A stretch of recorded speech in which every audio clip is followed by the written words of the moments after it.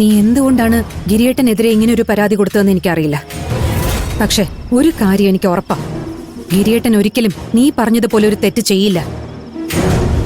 നിനക്ക് നിന്റെ ഭർത്താവ് വലിയ മാന്യനായിരിക്കും, പക്ഷേ അവന്റെ കയ്യിലിരിപ്പ് സത്യത്തിൽ എന്താണെന്ന് നിനക്ക് അറിയില്ല മോളെ.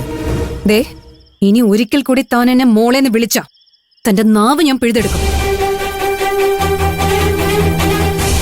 എന്റെ കുടുംബം തകർക്കാനാ തന്റെ ശ്രമമെന്ന് എനിക്കറിയാം. തനിക്കതിന് ആരാ കാശ് വന്നത്? ഗോപാലനാണോ? ഞങ്ങൾക്കാരും കാശൊന്നും തന്നിട്ടില്ല. ഗിരിയേട്ടൻ എനിക്ക് വിശ്വാസമാണ്. ഒരു സ്ത്രീയോടും അതിര് വിട്ട് ഗിരിയേട്ടൻ പെരുമാറില്ലെന്ന് എനിക്ക് ഉറപ്പുണ്ട്. നിന്നെ ഈ പരാതി നൽകാൻ ആരൊക്കെയോ ചേർന്ന് നിർബന്ധിച്ചതല്ലേ? ഇയാള് നിന്നെ നിർബന്ധിച്ചോ?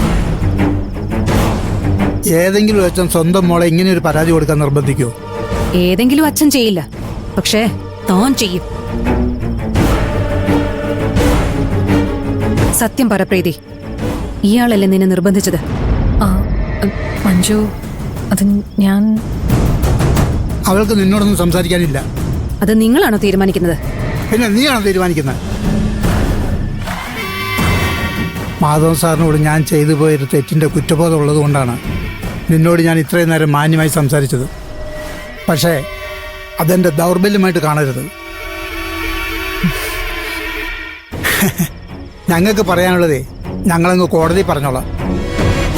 ആവശ്യമില്ലാത്ത അന്വേഷണത്തിനൊന്നും നീ ഇറങ്ങണ്ട. ഞാനൊരു പോലീസുകാരിയാണ്, എനിക്ക് അന്വേഷിക്കാം.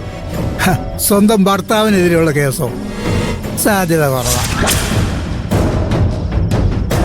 ഇനിയും നീ ഇവിടെ പുറകെ നടക്കുന്നത് തുടർന്നാൽ നീ ഇവിടെ ഭീഷണിപ്പെടുത്തി മൊഴി മാറ്റാൻ ശ്രമിച്ചു എന്ന് കോടതിയെയും നിന്റെ മേലുദ്യോഗസ്ഥരെയും ഞാൻ അറിയിക്കും. പിന്നെ നിന്റെ ജോലി അങ്ങ് പോകും.